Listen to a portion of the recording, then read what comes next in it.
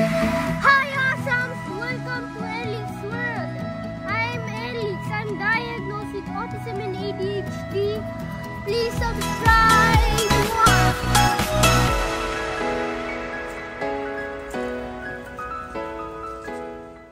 Hi awesomes! Welcome back to my channel!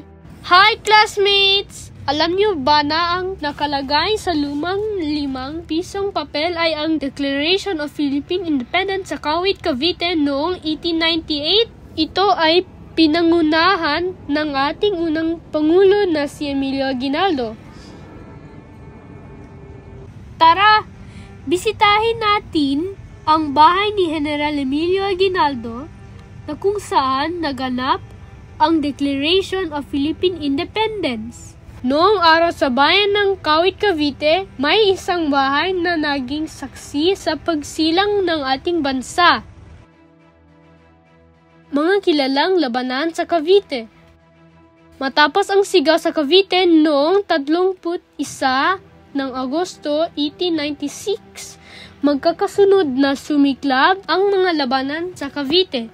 Kabilang sa mga malalaking labanan ay naganap sa Imus noong Setyembre 1896, Novella at Binakayan noong Nobyembre 1896, Zapote noong Pebrero 1897, at Pasang Santol sa Litran noong Marso 1897.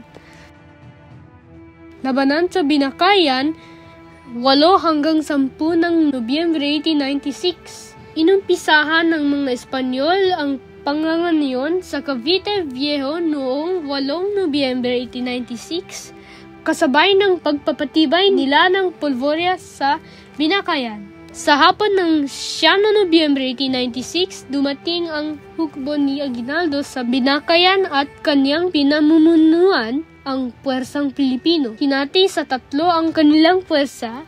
Si General Candido Tria Tirona ang namuno sa Kanluran, si General Pio del Pilar sa Silangan, sina General Emilio Aguinaldo, General Vito Bellarmino, at General Pantaleon Garcia sa Panulukang Daan. Nasa likuran naman sila ang hukbo ni General Baldomero Aguinaldo at General Crispulo Aguinaldo. Sa ganitong posisyon nila hinintay ang paglusob ng mga kalaban na naganap noong 10 Nobyembre 1896. Nagwagi ang mga revolusyonaryo, ngunit napatay si General Candido Tria Tirona na kinilalang bayani ng Binakayan. Digmaan laban sa Estados Unidos.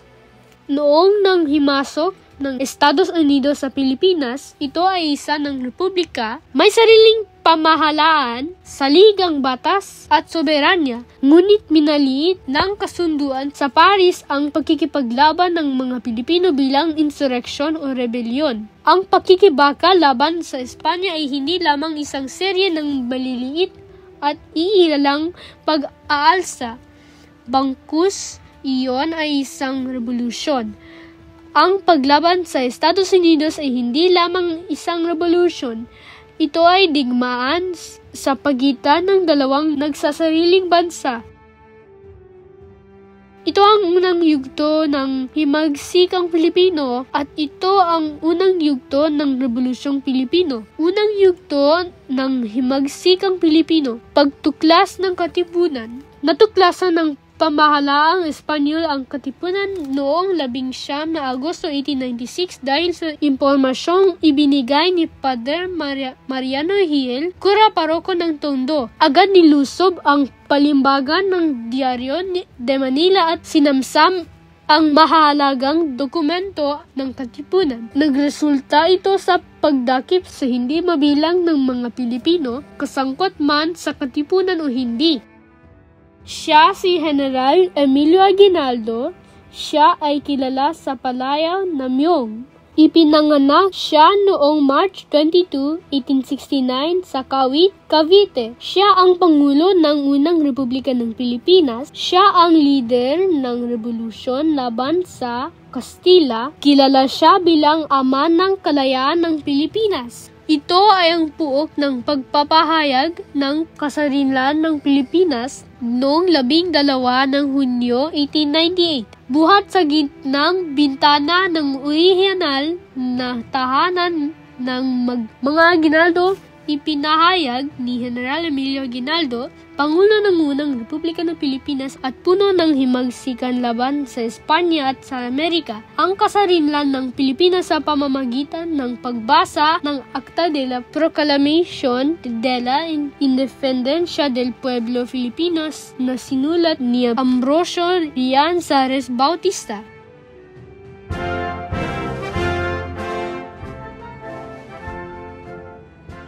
Sa pagkakataong ito, ang watawan ng Pilipinas na tinahin ni Doña Marcela Marino de Agoncillos sa Hong Kong ay opisyal na iwinagayway habang buong pagmamalaking tinutugtog ng banda ng San Francisco de Malabon ang Marcha Nacional Filipina, ngayoy pambansang awit ng Pilipinas na kinatha ni Julian Felipe.